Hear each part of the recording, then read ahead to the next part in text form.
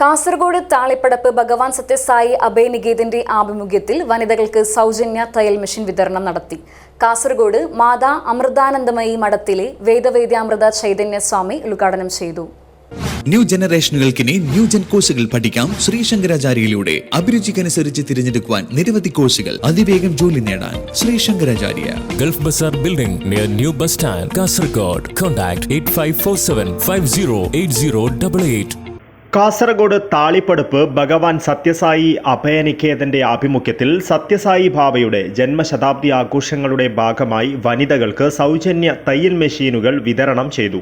കാസർഗോഡ് മാതാ അമൃതാനന്ദമയി മഠത്തിലെ വേദ്യാമൃത ചൈതന്യ സ്വാമി തയ്യൽ മെഷീനുകളുടെ വിതരണോദ്ഘാടനം നിർവഹിച്ചു. മറ്റുള്ളവർക്ക് വേണ്ടി മാത്രം കർമ്മങ്ങൾ ചെയ്യുക, സ്വയം ഒന്നും നേടാനില്ല. അങ്ങനെയുള്ള ഗുരു പരമ്പരയുടെ അനുഗ്രഹമാണ് നമുക്ക് ഇവിടെ കിട്ടുന്നത്. അപ്പോൾ ഭഗവാന്റെ നാമത്തിൽ ഇന്നും നമ്മൾ സേവന പ്രവർത്തനങ്ങൾ തുടർന്നുകൊണ്ടേയിരിക്കുന്നു. എത്രയോ സേവന പ്രവർത്തനങ്ങൾ നമ്മൾ നടത്തിക്കൊണ്ടിരിക്കുന്നുണ്ട്. ഇവിടെയൊക്കെ ഭഗവാന്റെ പാദങ്ങളിൽ പ്രണമിക്കാനല്ലാതെ തിരിച്ചൊരു നന്ദി പറയാൻ പോലും നമുക്ക് സാധിക്കില്ല എന്നുള്ളതാണ് സത്യം.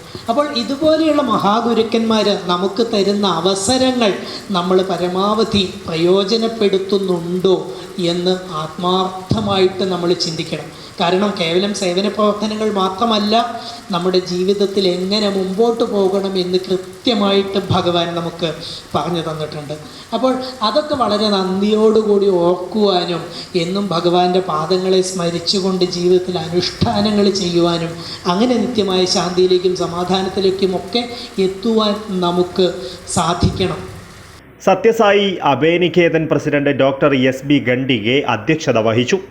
Ward councillor Ashwini G Nayak, Krishna hardware ഉടമ കെ സുരേഷ്, രാമരാജ ക്ഷത്രിയ കോട്ടയാർ സേവാസംഘം ഭാരവാഹി കുമ്പളയിലെ ഓംപ്രകാശ് ഹൂഡെ, ലത എന്നിവർ സംസാരിച്ചു. BSS Abhayaniketan joint secretary CN Ramakrishna സ്വാഗതവും B പ്രേംപ്രകാശ് നന്ദിയും പറഞ്ഞു.